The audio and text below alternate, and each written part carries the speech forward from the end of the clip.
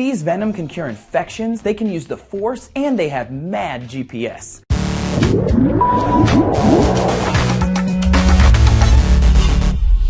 What's up, people? Trace here for D News. And though you probably only think of bees when you're eating honey or thinking back to Nick Jr., here are 3 things that will make you respect those little guys. Researchers from the Washington University School of Medicine in St. Louis have developed a vaginal gel that can be used to prevent HIV infection, and the key ingredient?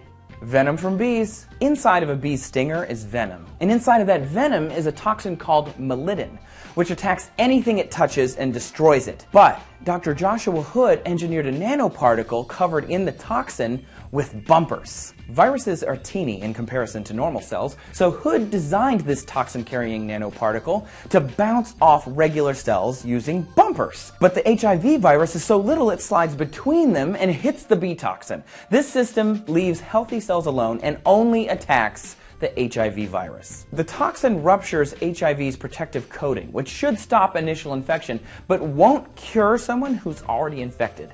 Yet. By the way, last week Anthony reported on a baby being cured of HIV using current drugs. Find it, watch it, it's amazing. Here's another way bees are wonderful. They generate quite the buzz when flying around, and the friction of the air gives them a positive electrical charge, kind of like static. Then, when they land on a flower, which is usually negatively charged, the bee gives the plant an electric shock, like when you rub your foot on the floor and then touch metal. The flowers hold on to the charge for a while, helping the bees remember which flowers they visited. Other bees can sense that remaining electrical charge, kind of like using the force. If they can trust their feelings, they'll decide if these flowers have nectar or not. Aside from cool venom stuff and using the force, bees have crazy GPS.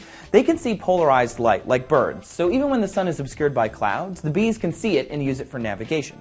They also have a wicked accurate internal clock, so they know how far they've flown and for how long, and they can see colors, they can see patterns, they can understand symmetry, which is a trait scientists believe is reserved usually for more intelligent animals. Using all of these things together, a drone bee can fly out of the hive and know how far he's gone and in what direction he flew. Once he gets to a set of flowers, he picks the most colorful and symmetrical ones, because those are bees' favorites, changes the electrical field when it lands on it, grabs some nectar, and heads back to the hive. Once back at the hive, he can use all of this information to share the precise location of the best flowers.